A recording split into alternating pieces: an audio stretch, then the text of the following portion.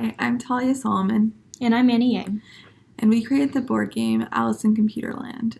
Our board game is a 3 to 4 player game that teaches basic computer science skills and knowledge. We focus on different types of loops. The board game is Alice in Wonderland themed to add a more familiar and enticing backstory to the game. The objective of the game is to get 20 coins, which, if obtained, it would allow the player to fight the queen and escape Wonderland. Each player will be a different color Alice. A player can take whichever path they want through the board as long as they don't have 20 coins. In a turn, the player will roll a dice and move to the respective space. If the space has a question mark, the player to the left of the current player will select a question card from the question pile and read the question to the player. The answer to the question will be on the bottom right-hand corner. If the question is answered correctly, the player receives a coin. In the same way, if the space has a star on it, the player would draw an action card and perform the instructed action.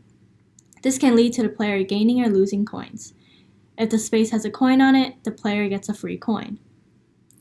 For example, if a player had just rolled a die and landed on a space with a star, an action card is drawn.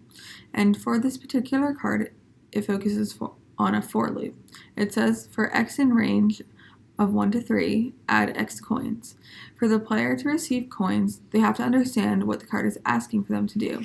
With this card, it will result in the player gaining 1, then 2 coins. Another example of an action card that focuses on a while loop can look like this. While dice roll is greater than 4, move 2 spaces. While dice roll is less than 4, move dice roll. This would ask the player to move a certain number of spaces depending on what they roll.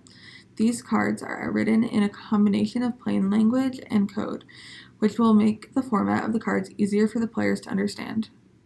Another example would be if the player had just rolled a die and landed on a space with a question. A question card is drawn and the player to the left will read the card. This card drawn focuses on binary search trees. It states, false question, if the following tree is a binary search tree. In order for the player to receive a coin, they will have to answer the card correctly. Another question card can simply ask a question such as, what is a big O for a selection sort? To reiterate the objective of the game, they have to earn 20 coins, which will allow you to ultimately combat the queen and win the game. Thank you for listening and hope you enjoy our game. Yeah, I don't know if you guys have any thoughts. Do you think there will... Oh, I really like this one. Yeah, so most of the action cards involve some sort of loop or if-else statement. So yeah, I also like how it is in common language too. So for novice programmers, Yeah, you can so still it's half code language. yeah, which I think is really smart and allows for people who may not know exactly what a tree is or something like that to also be involved in the game. Yeah. Oh, you have the answers too. Yeah, so the answers are on the bottom, so you can check yourself. Would you? Okay. Oh, to check yourself. Okay. So it'd be interesting if you you could ask the person to your right or something too.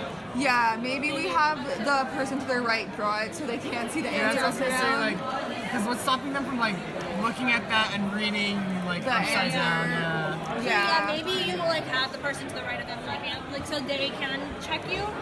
Or so they can at least show you this. Yeah. So you can still read it, but Yeah.